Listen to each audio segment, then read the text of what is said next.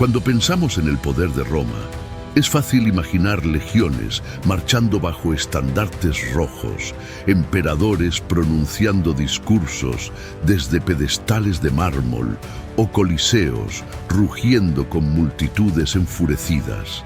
Pero detrás de esas imágenes grandiosas, había hombres que moldearon el destino del mayor imperio de la antigüedad, los generales. Hoy vamos a descubrir quiénes fueron los 10 comandantes militares más temidos de la historia romana. Su nombre era Publio Cornelio Escipión, pero la historia lo recordaría con un título ganado a sangre: Africanus. Y no por casualidad, fue el hombre que derrotó a Aníbal Barca, quizá el general enemigo más temido que Roma haya enfrentado. Durante la Segunda Guerra Púnica, Roma estaba desesperada. Aníbal había cruzado los Alpes con elefantes de guerra, había devastado ejércitos romanos y amenazaba directamente la capital. Pero Escipión no intentó enfrentarlo cara a cara en suelo italiano. Hizo algo aún más audaz. Llevó la guerra hasta Cartago, obligando a Aníbal a abandonar Italia para defender su ciudad natal. La batalla decisiva ocurrió en el año 202 a.C., en Zama. Allí, Escipión demostró por qué es considerado uno de los más grandes estrategas de todos los tiempos. Estudió las tácticas de Aníbal, adaptó sus propias formaciones y, sobre todo, neutralizó la mayor ventaja cartaginesa: los elefantes de guerra. Usando espacios entre sus líneas, permitió que los elefantes pasaran sin causar daño entre los soldados. Luego, con sonidos de trompetas y gritos coordinados, desorientó a los animales, haciendo que se volvieran contra sus propias filas. Cuando comenzó el combate cuerpo a cuerpo, la infantería romana, disciplinada y bien posicionada, aplastó a las fuerzas cartaginesas. Aníbal fue derrotado. Esa victoria marcó el inicio del dominio romano sobre el Mediterráneo occidental. Escipión no solo ganó una batalla, salvó a Roma del colapso y sembró las semillas de su futura expansión en la península ibérica. Cayo Mario provenía de Arpino, una ciudad del interior, lejos de la élite senatorial. Aún así, ascendió por mérito propio en el campo de batalla. Pero su legado va mucho más allá de las victorias militares. Hasta su época, solo los propietarios de tierras podían alistarse en el ejército romano. Mario rompió con esa tradición.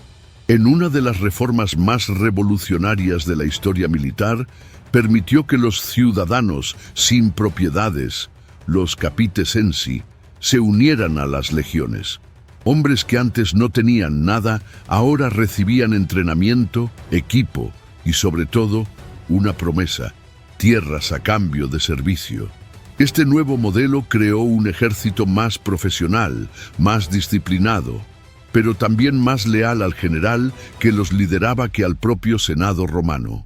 Era el inicio de una tendencia peligrosa. En el campo de batalla, Mario fue implacable. Luchó contra los númidas en África y, más notablemente, enfrentó a las amenazantes tribus germánicas, los teutones y los cimbrios. Estas tribus habían humillado a legiones enteras y marchaban rumbo a Italia. Mario las interceptó y las aniquiló. Se estima que más de 100.000 enemigos fueron abatidos bajo su mando. Por estas hazañas fue elegido cónsul nada menos que 7 veces. Un récord sin precedentes. Pero su creciente poder generó tensiones en Roma, especialmente con un ambicioso rival político que años después transformaría esa tensión en una guerra abierta. Sila era todo lo que Roma no esperaba de un dictador. De origen modesto, con fama de dandy y una mirada penetrante que ocultaba una frialdad calculada, se convirtió en el presagio del colapso de la República.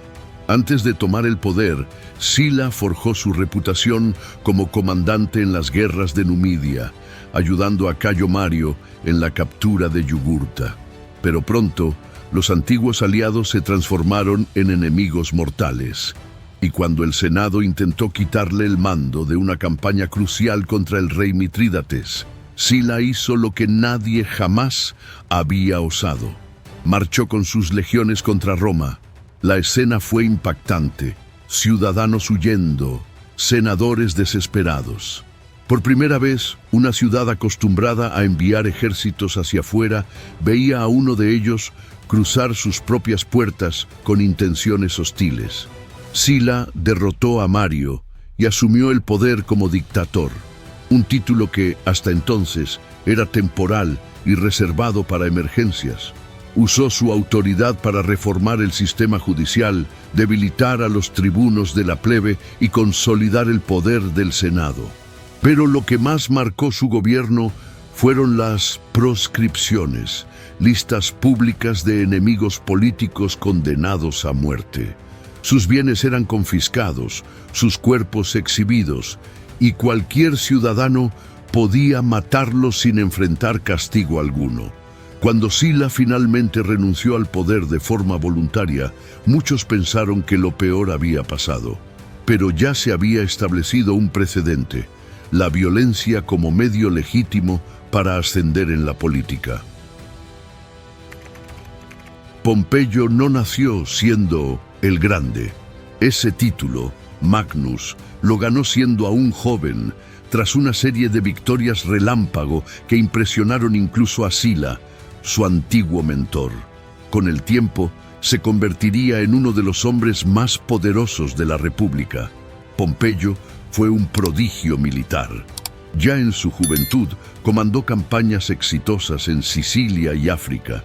Luchó al lado de Sila en la guerra civil, pero pronto forjó su propio camino, impulsado por una ambición imparable. Uno de sus logros más notables ocurrió en el año 67 a.C., cuando se le encomendó eliminar a los piratas que asolaban el Mediterráneo, un problema que persistía desde hacía décadas y que ponía en riesgo el abastecimiento de Roma. Pompeyo actuó con velocidad y precisión. Con una flota de 500 barcos y 120.000 hombres, reorganizó el mar en zonas de patrullaje, cortó las rutas de escape y capturó a miles de piratas. En tan solo 3 meses el Mediterráneo volvió a ser Mare Nostrum, nuestro mar. Su fama alcanzó proporciones legendarias. Después de eso, lideró campañas en Oriente, derrotó al rey Mitrídates, reorganizó provincias enteras y expandió considerablemente el territorio romano. Con tanto prestigio, formó el primer triunvirato junto a Julio César y Craso, una alianza informal que dominó Roma durante años. Pero todo cambió con la muerte de Julia, hija de César y esposa de Pompeyo. El lazo entre ambos se rompió. Sin esa conexión familiar, los intereses políticos chocaron. Y cuando Craso murió en la desastrosa campaña contra los partos, el triunvirato se convirtió en un duelo. Pompeyo se alió con el Senado mientras César marchaba sobre Roma. La guerra civil era inevitable. Pompeyo fue derrotado en la batalla de Farsalia en el año 48 a.C. y huyó a Egipto en busca de refugio. Pero lo que encontró fue traición. Asesinado por orden de los egipcios en un intento por agradar a César, su cuerpo fue entregado como un regalo. Pero al verlo, el propio César lloró. El rival estaba muerto, pero con él también moría una era.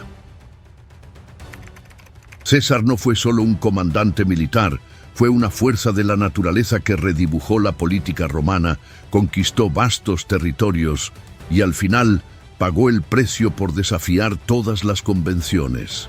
Su ascenso comenzó en la política, pero fue en el campo de batalla donde se inmortalizó. Entre los años 58 y 50 a.C., César lideró las campañas de la Galia. Con un ejército leal, enfrentó a decenas de tribus, cruzó bosques y ríos traicioneros y derrotó al famoso líder Vercingétorix, cercando su ciudad en Alesia con un sistema de fortificaciones doble, por dentro y por fuera. Era una combinación perfecta de ingeniería militar y brutalidad estratégica. Al conquistar la Galia, César no solo triplicó el territorio bajo control romano, sino que también se volvió increíblemente rico y popular entre sus soldados y el pueblo. El Senado, y en especial Pompeyo, vieron esto como una amenaza. Cuando se le ordenó disolver su ejército y regresar a Roma como civil, tomó una decisión que pasaría a la historia. Cruzó el río Rubicón con sus legiones, un acto ilegal, equivalente a declarar la guerra al Estado. La suerte está echada, habría dicho. Así comenzaba una nueva guerra civil. César derrotó a Pompeyo en Farsalia, persiguió a sus enemigos hasta Egipto, se involucró con Cleopatra y continuó su campaña por Oriente. De regreso en Roma, fue declarado dictador vitalicio. Reformó el calendario, el que hoy conocemos como calendario juliano. Centralizó el poder, mandó acuñar monedas con su propio rostro y parecía intocable, pero su final llegó en el lugar donde se sentía más seguro, el Senado. En el año 44 a.C., un grupo de conspiradores, entre ellos Bruto, a quien consideraba casi un hijo, lo apuñaló 23 veces bajo la estatua de Pompeyo. Su muerte fue un terremoto. En vez de restaurar la República, el asesinato de César sumió a Roma en otra guerra civil. Marco Antonio era todo lo que un romano esperaba de un líder carismático, valiente en combate, elocuente en los discursos y leal con sus amigos. Fue la mano derecha de Julio César en varias campañas, incluida la decisiva batalla de Farsalia. Tras el asesinato de César, fue uno de los primeros en tomar las riendas del poder. La escena en la que presenta el testamento de César al pueblo, encendiendo a las masas contra los conspiradores, sigue siendo una de las jugadas políticas más poderosas de la historia romana. Para consolidar su dominio, Antonio formó el segundo triunvirato junto con Octaviano, heredero adoptivo de César, y Lépido. El trío dividió Roma en zonas de influencia, pero la alianza era frágil. Cuando Antonio asumió el control del Oriente, allí conoció a la mujer que lo cambiaría todo, Cleopatra, reina de Egipto. El romance entre ambos escandalizó a Roma. Y no se trataba solo de amor, era también una alianza política. Antonio se instaló en Alejandría, tuvo hijos con Cleopatra y en un gesto provocador reconoció a esos herederos como reyes de territorios orientales. Para muchos en Roma, eso fue una traición a la patria. Octaviano aprovechó el escándalo y lo convirtió en propaganda. Afirmó que Antonio se había orientalizado, que había abandonado los valores romanos. La tensión desembocó en la batalla de Accio, en el año 31 a.C., una gran batalla naval en la que las fuerzas de Octaviano derrotaron a la flota de Antonio y Cleopatra. Sin salida, rodeado y vencido, Marco Antonio se suicidó en el año 30 a.C. Cleopatra lo siguió poco después. Con la muerte de la pareja, Egipto fue anexado y la República llegó a su fin. Si Octaviano se convirtió en el primer emperador de Roma, fue Agripa quien lo hizo victorioso. Nacido fuera de la élite, Agripa fue amigo de infancia de Octaviano. Pero su lealtad no era solo personal, era estratégica, firme y sobre todo eficaz. Donde Octaviano era político, Agripa era general. Donde el príncipe dudaba, Agripa actuaba. Y cuando Roma necesitó victorias, fue Agripa quien las entregó. Su mayor triunfo llegó en la ya mencionada batalla de Accio. Mientras Antonio y Cleopatra confiaban en el prestigio y la pasión, Agripa planeó con precisión, cortó suministros, aisló al enemigo y comandó personalmente la flota victoriosa. Con una maniobra naval audaz, obligó a los egipcios a retroceder y aseguró la victoria de Octaviano. Pero su contribución no terminó ahí. Agripa fue el encargado de reorganizar el ejército y construir una Roma más funcional. Mejoró los acueductos, drenó pantanos, construyó baños públicos y, quizás su legado más visible, levantó el panteón original. Fue un comandante de guerra, sí, pero también un ingeniero de la paz. En campañas en el norte de Hispania y los Balcanes, consolidó fronteras y aseguró la estabilidad del recién formado imperio. Nunca usó el título de emperador, aunque pudo haberlo hecho. Nunca traicionó a Octaviano, aunque tenía poder para ello. En cambio, se casó con la hija de Octaviano y fue nombrado heredero político, antes de morir repentinamente. Agripa fue quizás el ejemplo más claro de que la gloria en Roma no siempre venía del trono, sino de la sombra detrás de él. Alto, carismático y brillante en el campo de batalla, Germánico parecía destinado a la grandeza.